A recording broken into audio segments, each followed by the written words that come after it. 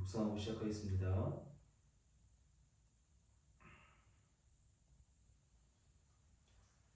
네, 안녕하십니까? 오늘은 다니엘서 2장을 함께 살펴보도록 하겠습니다. 현대 사회를 사는 우리도 미래에 대한 불안과 의문을 많이 느끼고 우리는 살아가고 있습니다. 한때 유엔 사무총장이었던 우탄트는 인류가 불확실한 방향으로 가속적인 속력을 달려가고 있다라고 말했습니다. 마치 계기고장으로 방향을 잃은 비행기에 탄 승객처럼 우리는 어디로 가는지 모른 채 불안한 속도로 앞으로 나아가고 있는 것입니다. 그렇다면 과연 이 세상 역사, 인류의 미래는 어떻게 흘러가게 될까요? 도대체 어디로 향하고 있는가요? 그리고 그 어디로 향하고 있는지에 대한 답변을 우리는 어떻게 얻을 수 있을까요? 다니엘서 2장은 이러한 질문에 대한 하나님의 대답이라고 할 수 있습니다. 지금으로부터 약 2600년 전에 바벨론 제국의 한 왕이 꾼 꿈을 통해 하나님께서는 세상의 미래를 놀랍도록 정확하게 보여주셨습니다. 이 꿈에 대한 해석은 이후 수세기에 걸쳐 역사적으로 하나하나 성취되었고 현재까지 바로 그대로 이루어졌습니다. 결국 남은 것은 마지막 한 가지 예언뿐인데요. 바로 하나님의 영원한 왕국에 대한 약속입니다. 오늘 강의를 통해 이 다니엘 2장의 내용을 차례대로 이렇게 살펴보면서 하나님께서 알려주신 역사 종말과 그리고 청사진과 우리에게 주시는 교훈을 우리는 오늘 알아보고자 합니다. 그럼 이제 다니엘 2장의 이야기 속으로 들어가 보도록 하겠습니다.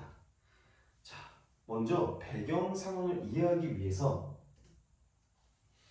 바벨론 왕 느부갓네살 2세 당시의 역사적인 상황을 우리는 알아야 합니다. 느부갓네살은 신바벨로니아 왕국의 제국의 왕으로 젊은 나이에 급격한 정복 전쟁을 통해 중동 지역 최강자의 위치로 오른 왕입니다. 역사적으로 그는 즉위 첫 해였던 기원전 605년 이집트의 군대들을 격파하고 예루살렘을 침공했으며 그보다 앞선 기원전 612년에는 아버지와 함께 숙적이었던 아시리아 제국을 멸망시켰습니다. 이후로도 메데, 리디아 같은 강대국들을 잇따라 제압하고 주변 나라들을 속국으로 만들면서 이 바벨론은 6세기 초중반에 근동 세계의 최강국이 되었습니다. 느부갓네살 왕은 아버지 나보불라살의 뒤를 이어서 왕위를 오른 뒤 다시는 망하지 않을 왕국, 절대로 망하지 않을 왕국을 꿈꿔왔습니다. 자기 왕국이 영원히 번영하리라는 이 느부갓네살 왕의 꿈은 처음엔 정말 착착 이루어지는 것처럼 보였습니다. 하지만 하나님께서는 전능하신 섭리 가운데 이 젊은 정복 군주에게 아주 특별한 꿈을 주십니다. 바로 다니엘서 2장에 그 내용이 있는데요. 다니엘서 2장 1절은 이렇게 시작합니다. 느부갓네살이 다스린 지 2년에 꿈을 꾸고 그로 말미암아 마음에 번민하여 잠을 이루지 못한지라. 왕의 통치가 2년이 되던 해에 느부갓네살 왕 BC 603년경 어느 날 밤에 너무도 생생하고 너무나도 충격적인 꿈을 꾸었는데 그 내용이 이 느부갓네살 왕의 마음을 뒤흔든 것이었습니다. 꿈이 얼마나 강렬했던지 너무나도 불안한 마음에 잠에서 바로 깨어버렸고 이후로는 도무지 잠을 이루지를 못했습니다. 그만큼 불안과 혼란에 휩싸인 것이게 된 것이죠. 느부갓네살 왕은 자신이 꾼 꿈이 보통 꿈이 아니라는 것을 직감합니다. 그것이 단순한 악몽이 아니라 자신의 운명에 관계된 중대한 계시임을 어렴풋이 느꼈지만 안타깝게도 그는 꿈에 대한 구체적인 내용들이 정확히 기억이 나지 않았습니다. 답답하고 불안한 왕은 급히 조치를 취합니다. 느부갓네살은 나라에 있는 모든 박사들 그리고 모든 지혜자들을 불러 모았습니다. 왕은 그들에게 이렇게 명령합니다. 내가 꾼 꿈이 무엇이고 그 꿈이 어떠한 의미를 가지고 있는지 해석해라. 라고 느부갓네살 왕은 모든 박사들과 모든 지혜자들에게 이렇게 말합니다. 왕실에 모여든 갈대아의 술사들 그리고 갈대아의 점성술사들 점쟁이들과 각종 박사들은 당황했습니다. 왜? 아니 왕이 꿈 얘기를 좀 해줘야 자기가 그 꿈을 듣고 이런 꿈은 이런 의미가 있습니다. 이렇게 해석을 할 수가 있는데 지금 왕이 요구하는 것은 내가 무슨 꿈을 꾸었는지 말해라. 말이 안 되는 요구를 지금 하고 있는 것입니다. 한마디로 전대미무한 요구였습니다. 지혜자들은 입을 모아서 왕에게 이렇게 아뢰었습니다. 세상 어떤 사람도 그런 일을 할 수 없습니다. 왕께서 꿈 이야기를 먼저 해주시면 저희가 풀어드리겠습니다. 다니엘서 2장 4절 그리고 2장 10절과 11절에 그렇게 말하고 있습니다. 그들은 육체와 함께 거하지 않는 신들 외에는 왕 앞에 그 일을 보여줄 자가 없다라며 스스로 한계를 인정하였습니다.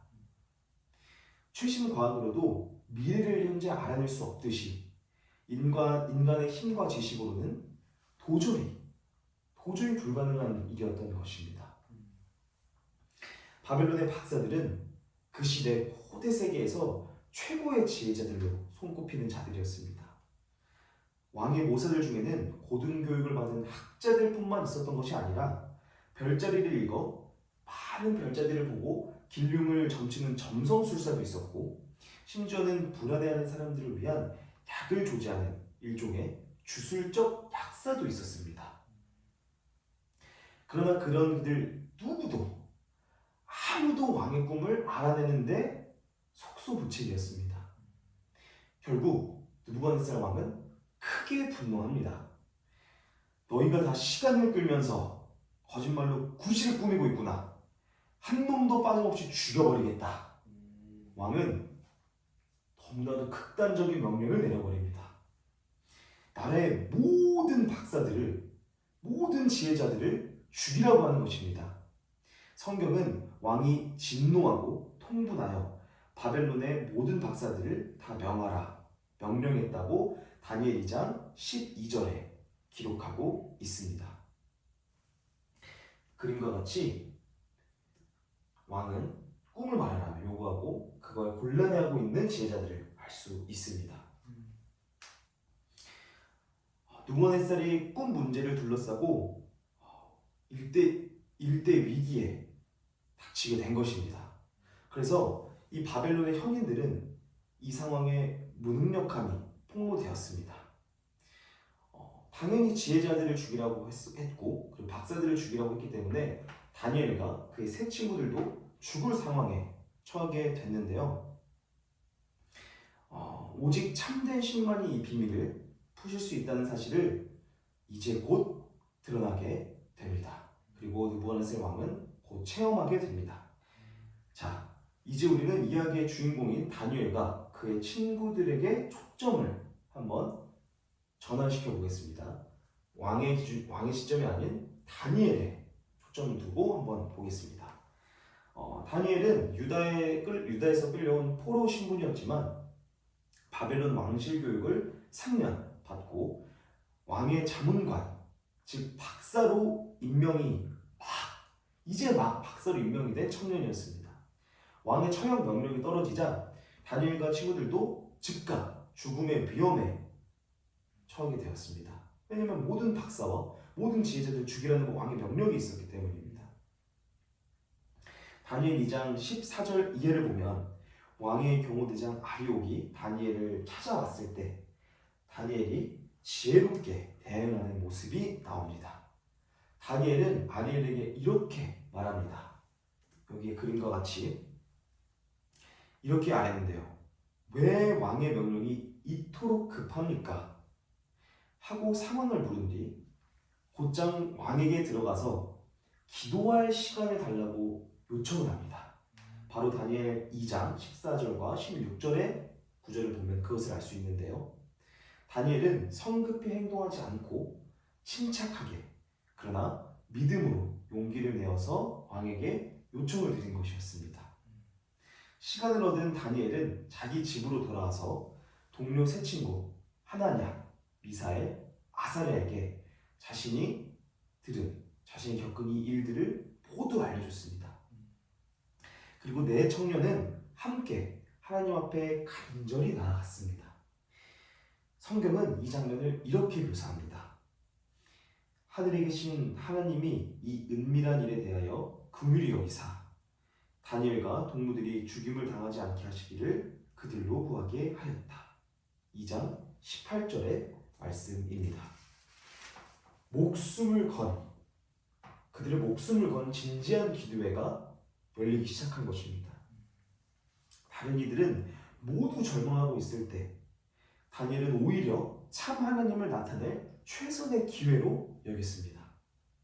인간으로서 풀 수 없는 난제를 통해서 오직 하나님만이 영광 받으실 것을 확신했고 하나님의 도우심을 다니엘과 그 세 친구들은 구했습니다.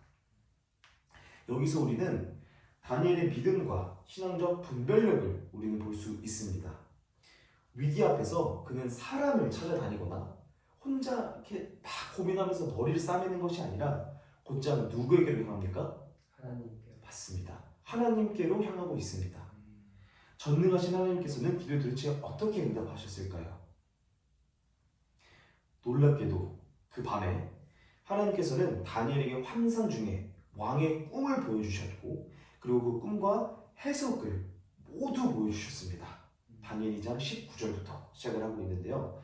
이게 이 은밀한 것을 밤의 이상으로 다니엘에게 나타나 보임에 라는 말씀으로 하나님께서 직접 그 비밀을 밝히신 것입니다. 이 얼마나 감격스러운 순간입니까? 죽을지도 모르는 절명의 위기 속에서 하나님께서는 기적같이 응답을 해주셨습니다. 다니엘은 즉시 하나님께 감사의 찬양을 올리게 됩니다. 다니엘서 2장 19절과 23절에 나와 있는데요. 다니엘서 2장 20절, 23절에는 다니엘의 아름다운 찬양 기도가 기록되어 있습니다. 20절부터 제가 읽겠습니다. 다니엘이 말하여 이르되 영원부터 영원까지 하나님의 이름을 찬송할 것은 지혜와 능력이 그에게 있음이로다.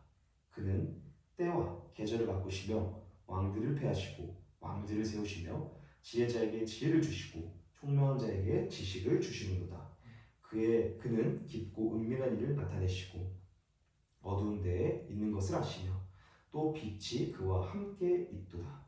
23절입니다. 나의 조상들의 하나님이여 주께서 이제 내게 지혜와 능력을 주시고 우리가 주께 구한 것을 내게 알게 하셨사오니 내가 주께 감사하고 주를 찬양하나이다. 곧 주께서 왕의 그 일을 내게 보이셨나이다 하니라. 라고 다니엘은 감사하며 고백하고 있는 것입니다. 다니엘은 이 일이 행하신 분이 하나님이라는 사실을 분명히 하고 자신의 영광이 아니라 온전히 하나님의 영광을 돌린 것입니다. 이제 다니엘은 왕에게 나아갈 준비가 됐나요? 안 됐나요? 됐습니다. 네, 꿈과 해석을 모두 알았기에 그는 왕으로 앞으로 나아갈 준비가 됐습니다. 아리옥을 통해 왕에게 청거된 다니엘은 왕 앞에 서게 됩니다. 느부갓네살이 다니엘에게 묻습니다. 내가 꾼 꿈과 그 해석을 알아낼 수 있다 하느냐? 이때 다니엘의 대답은 매우 중요합니다. 다니엘은 이렇게 대답했습니다. 왕께서 물으신 바 은밀한 것은 박사나 술객이나 박수나 점쟁이가 능히 왕께 보일 수 없으되 오직 은밀한 것을 나타내실 이는 하늘에 계신 하나님이시라. 27절과 28절을 보면 다니엘의 답변을 볼 수 있습니다. 다니엘은 먼저 분명히 하는 것이 있었습니다. 인간의 지혜나 주술로는 불가능하지만 하늘에 계신 하나님이 그 비밀을 나타내신 것이라고 그는 확실하게 하고 있는 것입니다. 그리고 추가로 그는 이렇게 덧붙입니다. 이 은밀한 것을 30절입니다. 이 은밀한 것을 내게 나타내심은 내 지혜가 다른 사람보다 나은 것이 아니라 오직 그 해석을 왕에게 알려줘서 왕으로 마음에 생각하던 것을 알게 하려 하심이니이다. 이 말의 뜻은 무엇입니까? 이것은 제가 똑똑해서 푼 것이 아닙니다. 왕이시여, 제가 제 머리가 뛰어나서 제 능력이 뛰어나서 푼 것이 아닙니다. 오직 하나님께서 왕께 알려주시라고 제게 계시하신 것입니다. 다니엘은 오직 하나님께 영광을 돌리고 겸손하게 자신은 도구일 뿐임을 밝힌 것입니다. 이런 다니엘의 겸손과 담대함에 느부갓네살 왕도 심상치 않은 하나님의 역사가 있음을 느꼈을 것입니다. 이제 왕은 숨을 죽이고 다니엘의 말을 귀 기울입니다. 드디어 다니엘이 왕의 꿈 내용을 밝히기 시작합니다. 다니엘은 왕에게 꿈의 내용을 하나하나 묘사해 줍니다. 다니엘이 전한 꿈의 내용은 이렇습니다. 2장 31절과 35절의 내용인데요.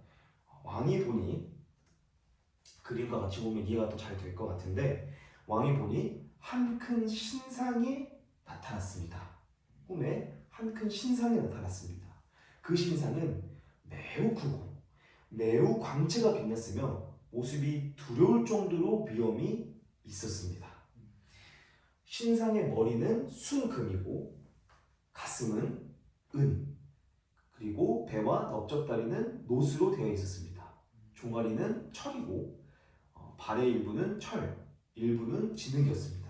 여기 보시면 머리는 금, 그리고 가슴과 두 팔은 은이고, 그리고 배와 넓적다리는 노, 종아리는 철, 그리고 발은 철과 진흙이 섞인 모습을 볼 수 있는데, 느부갓네살이 꾼 신상의 모습이 이렇게 묘사가 되고 있는 것입니다.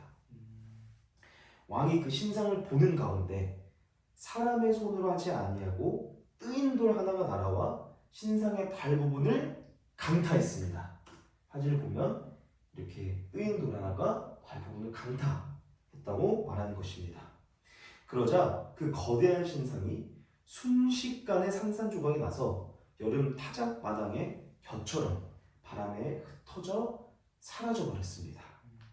금, 은, 노, 철, 진흙 조각들이 흔적도 없이 사라져 버리게 된 것입니다.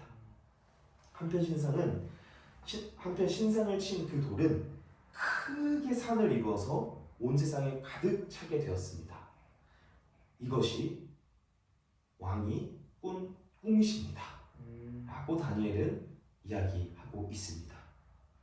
왕은 다니엘의 입에서 자신이 본 광경이 정확하게 일치하는 이야기가 나오자 너무나도 놀랐습니다. 다니엘은 이어서 이 꿈에 대한 해석, 곧 하나님께서 왕에게 주신 메시지를 설명해 주었습니다. 바로 이 해석 부분이 세계 역사에 대한 굉장히 놀라운 예언인데요. 함께 보시겠습니다. 다니엘은 왕에게 꿈의 의미를 차례대로 밝혔습니다. 아까 그 신상에 있던 대로 차례대로 밝혔는데요. 요점을 정리하면 다음과 같습니다. 먼저 금으로 된 머리입니다. 다니엘은 해석을 시작하면서 느부갓네살 왕에게 이렇게 직접 말합니다. 37절입니다. 같이 볼게요. 37절과 38절 우리 같이 보겠습니다. 왕이여, 왕은 여러 왕들 중에 왕이시라. 하늘의 하나님이 나라와 권세와 능력과 영광을 왕에게 주셨고, 사람들과 들짐승과 공중의 새들 어느 곳에 있는 것을 막론하고 그것들을 왕의 손에 넘기사 다 다스리게 하셨으니 왕은 곧 그 금머리이니이다 라고 말합니다. 금으로 빛나던 신상의 머리는 바로 현재 왕이 다스리는 바벨론 왕국을 가리켰습니다. 역사적으로 바벨론은 느부갓네살 왕으로 대표되는 고대 세계의 강국입니다. 아까 앞서서 말씀 좀 드렸죠. 정말 위대했던 나라라고. 바벨론은 노아의 증손인 니무롯이 세운 바벨탑 이후로 시작되어서 함무라비 왕 때 이미 한번 번영을 했던 도시 국가였는데 훗날에 갈대아인 느부갓네살에 의해 다시 한번 황금의 문화가 정점을 잃은 제국이었습니다.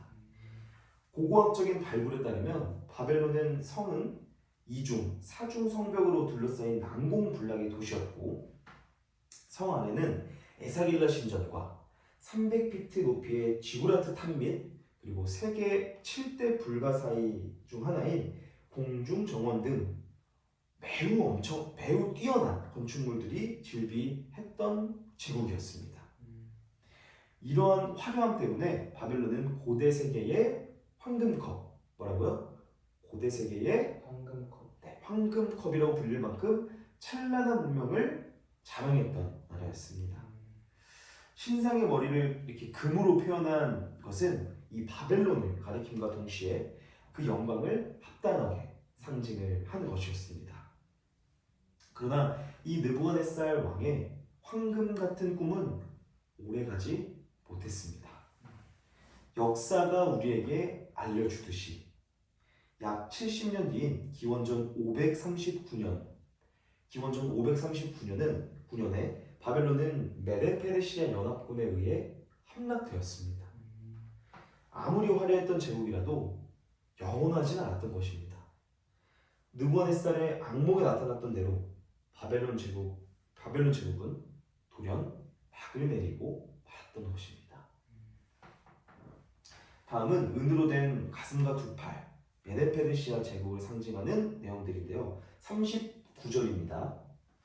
왕은 뒤이어 왕보다 못한 다른 나라가 일어날 것이요 라고 나와 있는데 다니엘은 왕의 후에 왕만 못한 다른 나라가 일어날 것이라고 해석을 계속해서 이어가고 있습니다. 바벨론 다음으로 등장할 제국을 예언한 것인데요. 역사적인 사실로 바벨론을 무너뜨리고 등장한 세계 제국은 메데페르시아의 연합 제국이었습니다. 기원전 539년에 바벨론 성을 함락한 고레스 대왕이 이끈 페르시아는 원래는 메데족과 형제 관계에 있던 나라였고 두 나라는 마치 사람의 왼팔 그리고 오른팔처럼 협력 관계였습니다. 초기에는 이 메데라는 나라가 더 우위에 있었는데 페르시아의 국부 고레스가 자기 외할아버지인 메데원을 몰아내고 양 왕국을 하나로 통합함으로써 강력한 페르시아 제국이 탄생한 것입니다. 은으로 된 가슴과 이 팔은 이처럼 두 민족이 연합 제국인 페르시아를 지금 현재 묘사하고 있는 것입니다. 이렇게 은으로 지금 나와 있죠. 페르시아는 이 바벨론만큼 정말 화려하고 세련된 제국은 아니었지만 행정과 군사 면에서 굉장히 강력한 제국이었습니다. 왜 그랬냐? 특히 은을 화폐 단위로 삼아서 최초로 조세 제도를 확립하고 부국강병을 이루었던 나라였던 것입니다. 하지만 이 페르시아의 은빛 영광도 영원했을까요? 아니요. 아닙니다. 우리 영원하지 않았습니다. 약 200년이 지난 기원전 331년에 알렉산더 대왕이 이끄는 그리스 군대에 의해서 페르시아는 속절없이 무너지고 말았습니다. 이게 다니엘이 말한 하나의 예언 이런 게 아니라 우리가 알고 있는 역사적인 사실들입니다. 바벨론 이후에 페르시아 제국을 무너뜨린 어디 나라라고요? 그리스. 맞습니다. 그리스 제국입니다. 결국 이 다니엘의 예언대로 엄청난 부와 은혜의 힘을 가졌어도 그리스 제국의 천동철과 칼날 앞에서는 속수무책이었던 것입니다. 결국 다니엘의 예언대로 페르시아는 바벨론보다 열등한 바벨론 왕만 못한 두 번째 제국으로 역사 무대에 등장했다가 사라지게 됐습니다. 다음으로는 천동으로 된 배와 넓적 다리인데요. 자, 그림을 보면 이렇게 배와 넓적 다리가 천동으로 놋으로 되어 있는 모습입니다. 다니엘은 이어서 성경책에 이렇게 말하고 있습니다. 셋째로 또 놋과 같은 나라가 일어나서 온 세계를 다스릴 것이라고 말했습니다. 이것은 신상의 청동 부분에 해당하는 나라인데요. 역사적으로 세 번째 제국은 앞서 말했듯이 그리스 제국, 특히 알렉산더 대왕의 마케도니아 그리스, 즉 이 헬라 제국을 의미하고 있습니다. 헬라 제국은 북쪽 마케도니아에서 일어난 알렉산더, 불과 20대 젊은 나이에 동쪽으로 페르시아를 정복하고 그리고 이어서 삽시간에 근동 세계를 뒤엎으면서 이집트에서 인도에 이르는 정말 광대한 영토를 정복한 강했던 제국이었습니다. 고대 그리스인들은 청동 재련 기술이 너무나도 뛰어나서 청동 무기 그리고 청동 갑옷을 많이 만들었고 당대 헬라 문명이 퍼져나가는 것을 청동 문화가 세상을 녹였다라고 표현하기도 합니다. 알렉산더 군대는 번뜩이는 청동 투구와 창과 방패로 세계를 제패했고 그리스의 언어와 문화, 헬레니즘이라고 하죠. 그런 문화는 정복지마다 스며들게 되었습니다. 그러나 세계를 제패한 이 알렉산더 대왕도 사람에 불과했습니다. 너무나 위대한 정복자였지만 그저 한 사람이었던 것이었습니다. 그는 정복을 마친 후에 술을 탐닉하다가 33세의 젊은 나이로 열병으로 죽고 맙니다. 뒤를 이을 강력한 중심이 없던 이 거대한 이 헬라 제국은 4명의 장군들이 나누어 갖는 분열의 상태로 접어들게 됐고 결국 알렉산더의 마케도니아 본국마저 기원전 168년 새롭게 부상한 로마에게 정복당하면서 헬라 제국은 시대에서 사라지게 되었습니다. 다니엘의 예언에 등장한 청동나라는 이같이 헬라, 즉 그리스 제국으로 성취가 되었고 이후 로마의 그 패권을 넘겨주게 됩니다. 다음으로는 이 철로 된 종아리를 살펴볼 건데요. 이 철로 된 종아리는 넷째 나라를 상징하는데 40절입니다. 제가 읽겠습니다. 넷째 나라는 강하기가 철 같으리니 철은 모든 물건을 부서뜨리고 이기는 것이라. 철이 모든 것을 부수는 것 같이 그 나라가 문 나라를 부서뜨리고 찔 것이며. 말 그대로 강철 제국의 등장을 예고한 것입니다. 역사적으로 네 번째 세계 제국은 앞서 말했듯이 로마 제국입니다. 로마는 BC 168년 마케도니아를 무너뜨린 후에 지중해 세계의 패권을 장악했습니다. 이후 서기 2세기까지 500년 이상 무적의 제국으로 군림한 이 철의 제국이라고 로마는 불렸습니다. 거대한 로마는 이탈리아 반도에서 출발해서 영국에서 북아프리카, 서유럽에서 서아시아에 이르기까지 정말 광대한 영토를 정복했습니다. 군사력과 행정력, 그리고 법률과 토목 건설 등에 있어서 로마처럼 하라라는 말이 있을 정도로 그런 말이 지금까지 전해질 정도로 로마 제국은 영향력이 너무나도 막강했습니다. 그러나 그 강철 같던 로마도 영원했을까요? 아니요. 영원하지 않았습니다. 서기 4세기 후반부터 시작된 북방 게르만 민족의 대이동 그리고 북방 게르만족의 침략으로 인해서 2000마일에 달하던 로마의 국경선이 하나하나 무너지기 시작했고 마침내 서기 476년 서로마 제국이 멸망하면서 서방 세계의 통일 제국은 역사 속으로 사라지게 되었습니다. 철기병대처럼 강했던 이 로마의 제국도 이 로마 제국의 웅지도 다니엘서 2장의 예언대로 질그릇처럼 부서져 산산조각이 난 것입니다. 실제로 로마는 이렇게 동서로 양분이 되었고 서쪽은 476년에 멸망을 하였습니다. 그리고 동쪽인 비잔틴 제국도 1000년 뒤에 몰락함으로써 완전히 역사에서 사라지게 되었습니다. 다니엘의 예언은 이 로마 제국까지 정확하게 꿰뚫어 본 것입니다. 자, 다음으로는 철과 진흙이 섞인 신상의 10발가락인데요. 여기에서는 철과 진흙이 섞여 있는데, 자, 41절을 한번 보시겠습니다. 다니엘은 이에 대해서 이렇게 해석하는데, 그 나라가 나눌 것이며 그가 철의 강함이 있을 것이나 그 발가락 이 일부는 철이요 일부는 진흙인즉 그 나라가 일부는 강하고 일부는 부서지기 쉬울 것이며 생략하고 그것들이 서로 합하지 아니함이 철과 진흙이 합하지 않음과 같으리이다 라고 해석합니다. 자, 한마디로 어떤 말이냐면 네 번째 제국 이후에는 이 원래 지금까지 바벨론 그리고 메데가사 그리고 다음은 그리스 그리고 그 다음은 로마였잖아요. 이 네 개의 이 나라들은 하나의 나라가 정복을 다 했습니다. 하나의 나라가 정복을 하고 그 영광이 이어지다가 다음 나라로 이어지고 다음 나라로 이어지는데 이 네 번째 제국 이후에는 이 하나의 단일한 제국이 아니라 여러 나라로 분열된 상태가 이어질 것이라고 예언하는 것입니다.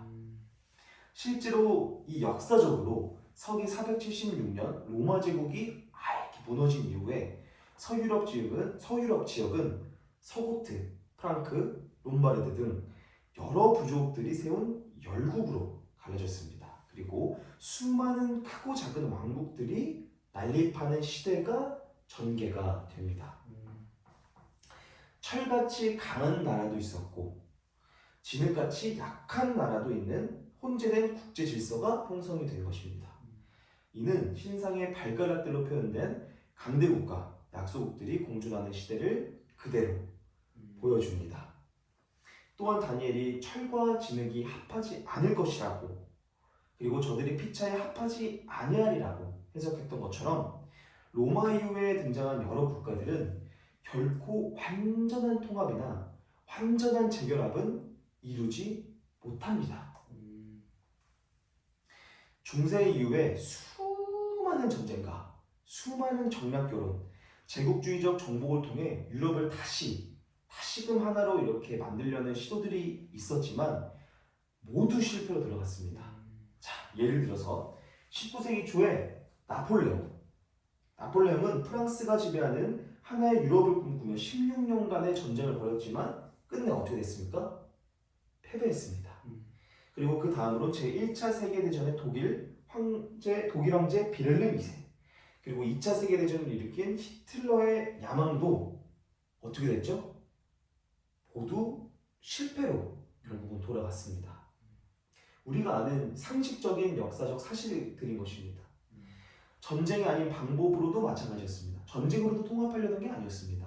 많은 다른 방법들이 있었는데 1차 대전 이후에 국제연맹 그리고 2차 대전 후 이 UN 그리고 오늘날의 이 EU라고 말하는 유럽연합까지 등장을 했지만 이것들은 어디까지나 철과 진흙의 겉보기용 혼합일 뿐이지 완전한 한 제국으로의 결속은 아니었던 것입니다. 세계 역사는 여전히 여러 나라로 나눠진 채 서로 강하거나 약한 형편으로 유지가 되고 강대국도 영원하지 않고 새로운 강자가 나타나면 기존 강국이 물러나는 등 불안전성이 계속해서 지속되고 있습니다. 현재까지 지속이 되고 있는 거예요. 이 모든 양상이 이미 2500년 전 예언 속에 그대로 전개되었다는 것이 참으로 놀랍지 않습니까? 자, 다음으로는 느부갓네살 꿈에서 마지막으로 등장한 바로 신상을 쳐부신 한 돌이었는데요. 자, 그것도 사람의 손을 전혀 대지 않고 산에서 이렇게 뜨이지 않은 돌이 나와서 이렇게 신상을 부셨다고 나와 있는데 다니엘은 이 돌의 의미를 이렇게 밝힙니다. 45절입니다. 왕이 보신 그 돌은 사람의 손으로 하지 아니하고 뜨인 것으로서 그 돌이 모든 철과 놋과 진흙과 은과 금을 부서뜨렸나이다. 크신 하나님이 장래일 곧 앞으로 될 일을 왕께 알게 하신 것이다. 이 꿈은 참되고 이 해석은 확실하나이다. 자, 이 돌은 태산을 이루어서 온 세계에 가득한다고 말하고 있습니다. 다니엘은 이 돌이 장차올 하나님의 왕국을 가리킨다는 사실을 암시하는데요. 바로 앞 구절인 44절을 보면 다니엘은 더욱 더 직접적으로 설명합니다. 이 여러 왕들의 시대에 하늘의 하나님이 한 나라를 세우시리니 이것은 영원히 망하지도 않을 것이요 그 국권이 다른 민족에게도 넘어가지 않을 것이요 라고 말하고 있습니다. 이 결국 뜨인 돌은 하나님께서 직접 세우시는 나라, 하나님의 영원한 나라를 의미하고 있는 것입니다. 인간 역사의 마지막에 개입하셔서 하나님이 차지하실 왕국, 다시 말해 메시아 왕국을 예표하는 것입니다. 자, 다니엘은 왕에게 꿈을 해석하면서 이 꿈은 참되고 이 해석은 확실합니다라고 거듭해서 강조를 합니다. 하나님께서 주신 예언이시므로 한치의 오차 없이 이루어질 것을 다니엘은 확신한 것입니다. 자, 이렇게 다니엘의 해석이 맞춰지고 46절부터 느부갓네살 왕은 다니엘에게 절하고 예물과 향품을 그에게 줍니다. 또한 하나님을 참된 신으로 인정하고 그리고 모든 왕의 주제로 그는 인정합니다. 그리고 다니엘은 바벨론의 온 지방을 다스리게 되었고 모든 바벨론의 지혜자들의 어른이 되었습니다.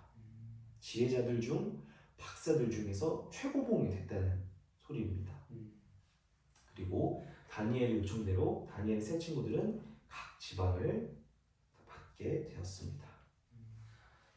지금까지 다니엘이 전한 해석 내용을 요약을 해보면 신상의 각 금속 부분들은 역사상 실제로 등장한 세계 제국들의 흥망성쇠를 가리키고 있었습니다. 그리고 마지막 돌은 인류 역사 종말에 하나님께서 세우실 영원한 나라를 예고했습니다. 놀랍게도 바벨론 이후 약 1000년 이상의 역사 흐름을 다니엘의 예언대로 전개가 된 것입니다. 사실 우리가 역사적인 사실을 통해서 알고 있듯이 지금은 우리가 역사를 알고 있기 때문에 당연하게 알고 있는 사실들이지만 사실 이거를 해석하고 다니엘이 왕에게 알려줄 때는 다니엘은 그 미래를 모르던 상황이었습니다. 그런 부분을 볼 때 다니엘의 이 왕의 꿈을 해석하고 예언한 것은 정말 놀라운 일이 아닐 수가 없는 것입니다. 바벨론, 그리고 바벨론에서 메데페르시아, 그리고 그 다음으로 그리스, 그리고 그 다음에 로마로 이어지는 세계사의 큰 흐름은 역사적으로도 널리 인정된 사실이며 많은 성경학자들과 교회들도 다니엘 2장의 예석에 동의를 하고 있습니다. 다만 다니엘이 활동하는 당시에 이것들은 모두 미래의 일이었다는 것입니다. 하지만 오직 은밀한 것을 나타내실 이는 하늘에 계신 하나님이심이 증명되듯이 하나님께서 예고하신 대로 역사는 흘러갔나요? 네, 흘러갔습니다. 우리가 앞서 배웠듯이 금머리 바벨론은 은혜머리인 페르시아에게 자리를 내주게 되었고 페르시아는 청동 그리스에게 그리고 그리스는 철의 로마에게 권세를 내어주게 되었습니다. 로마 제국은 분열돼서 오늘날 여러 나라들로 나뉜 국제체계로 바뀌게 되었고 약소국도 모두 절대 영원하지 않음을 인류 역사 스스로가 현재 보여주고 있습니다. 이렇듯 성취된 예언들을 살펴볼 때 아직 남아있는 마지막 예언 또한 우리는 반드시 성취될 것이람을 우리는 믿을 수 있습니다. 그러면 아직 이루어지지 않은 마지막 예언은 무엇일까요? 자, 기억이 좀 나십니까? 하나님의 왕국. 맞습니다. 아직 이루어지지 않은 그 마지막 예언, 사람의 손으로 뜨이지 않는 돌, 곧 하나님의 영원한 왕국이 임하시는 사건입니다. 다시 말하면 예수 그리스도의 재림을 통해 세워질 하나님의 나라인 것입니다. 다니엘 2장의 예언은 우리를 바로 이 지점으로, 마지막에 이 결론을 우리를 이 지점으로 이끌어가고 있습니다. 지금 우리는 신상의 어디의 부분에 살고 있습니까? 발가락? 맞습니다. 지금 로마 이후에 열 제국으로 나눠진 발가락 시대에, 다시 말해서 로마 제국 붕괴 이후 나뉘어진 열국 시대의 말기에 우리는 현재 살아가고 있습니다. 세계는 여전히 분열과 불안정 속에 있고 어느 나라도 영원한 평화를 이루지 못하고 있는 상황입니다. 그리고 다음 돌에 임박한 타격을 기다리는 형국인 것입니다. 이 꿈이 참되고 이 해석이 확실하다는 다니엘의 선언대로 지금까지 모든 부분이 틀림없이 성취되었으니 남은 돌 왕국 또한 반드시 오게 될 것입니다.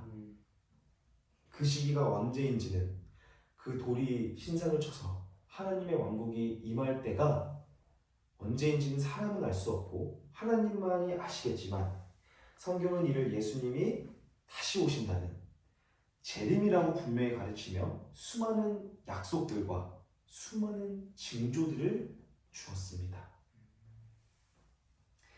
자, 지금까지 다니엘서 2장의 이야기들을 쭉 살펴보았는데요. 그렇다면 이 이야기는 당시 느부갓네살 왕과 다니엘에게서 끝나는 것일까요? 아니요.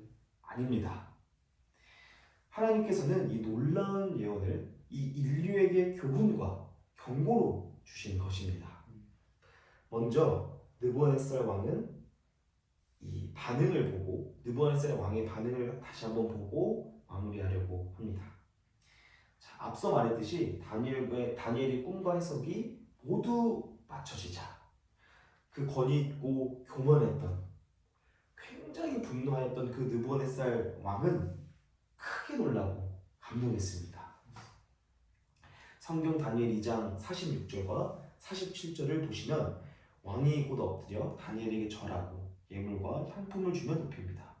그리고 왕이 다니엘에게 말하길, 너희 하나님은 참으로 모든 신들의 신이시요 모든 왕들의 주제시로다.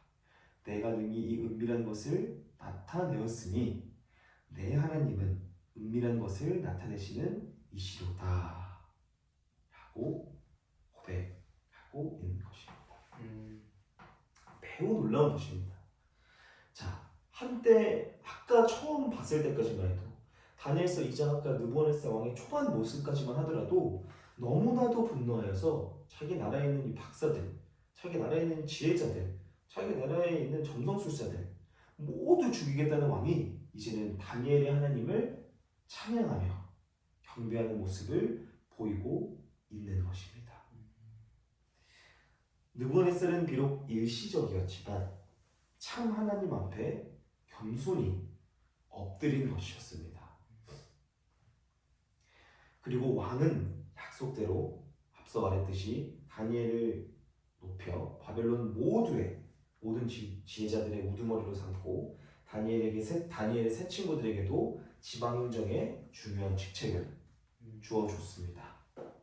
결국 하나님을 신뢰하고 그리고 겸손했던 다니엘과 그의 친구들이 위기에서 살아났을 뿐만이 아니라 하나님의 큰 승리를 얻게 된 것입니다.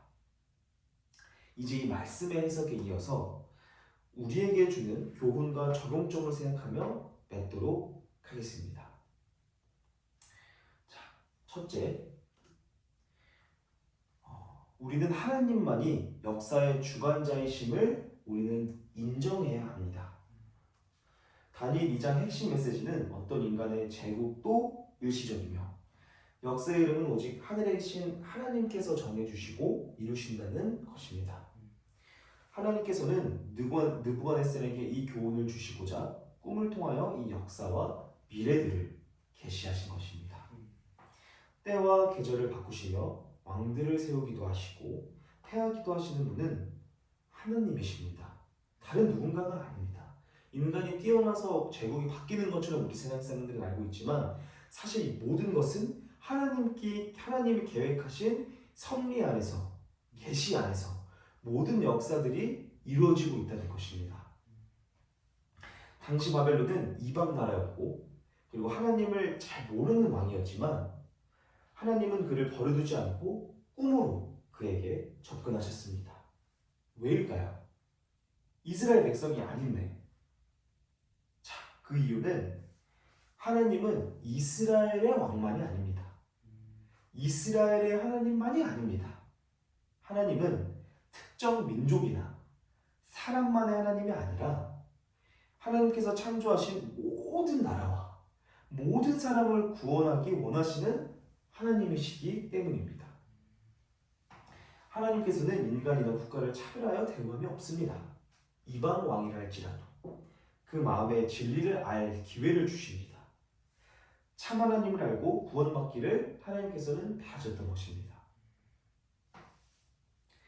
그래서 하나님은 다니엘과 그의 친구들의 바벨론에 두셔서 자신의 대리자로 삼으셨습니다. 그리고 그들을 통해 다니엘과 새 친구들을 통해서 느부갓네살 왕에게 하나님의 능력들을 증거하도록 하셨습니다. 이는 오늘날 우리에게도 정말 큰 깨달음을 주는데요. 이 세상의 주인은 하나님이시며 역사는 하나님의 계획대로 흘러가고 있다는 것입니다.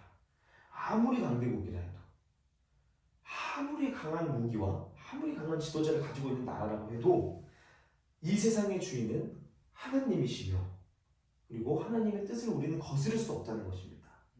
어느 시대든 하나님의 뜻이 분명히 이루어진다는 것입니다. 하나님의 나라만이 영원할 것이라는 것입니다. 우리가 바로 그런 하나님의 편에 서기를 바랍니다. 둘째로는 다니엘의 믿음과 신실함을 우리는 교훈으로 삼아야 합니다. 다니엘과 새 친구들은 자기 목숨이 위태로운 순간에도 끝까지 하나님을 포기하지 않았습니다. 사람을 의지한 것이 아니라 자신을 의지하는 것이 아니라 그들은 끝까지 하나님을 의지합니다. 그들은 사람의 방법을 찾기보다 하나님께 무릎을 꿇었고 죽으면 죽으리라는 심정으로 하나님께 기도했습니다. 그리고 하나님께 응답을 받자 다니엘은 교만이나 자기 과시로 치우치지 않고 처음부터 끝까지 겸손과 용기 그리고 하나님께 영광을 돌리는 태도로 유지했습니다. 이러한 다니엘의 신앙은 오늘날 우리에게도 굉장히 큰 교훈을 주는데요.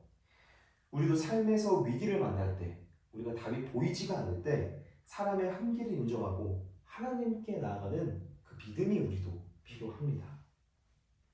그리고 하나님께서 우리의 기도를 들으시고 그 기도에 응답하셨을 때 모든 영광은 하나님께 돌리며 우리는 그 겸손을 행해야 된다는 것입니다. 그럴 때 하나님께서 친히 우리의 삶에 함께 하시고 우리의 삶을 붙들어 주시고 당신의 선한 목적을 이루어질 줄을 우리는 믿습니다. 이제 마지막으로 다니엘 2장의 예언이 주는 신앙적 결단에 대해 말씀을 드리고자 합니다. 앞서 살펴본 대로 이 예언은 바벨론 시대부터 오늘날에 이르기까지 세계 역사를 정확히 예측했습니까? 네. 예측했습니다. 그리고 그대로 성취가 되었습니다. 이제 남은 한 가지는 사람이 손대지 않은 돌, 곧 예수 그리스도의 재림과 하나님의 영원한 나라의 도래입니다.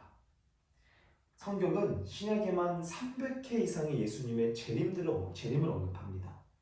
재림은 반드시 이루어진 하나님의 약속이라고 성경은 선언하고 있습니다. 지금 세상의 모습은 어떠한 모습입니까?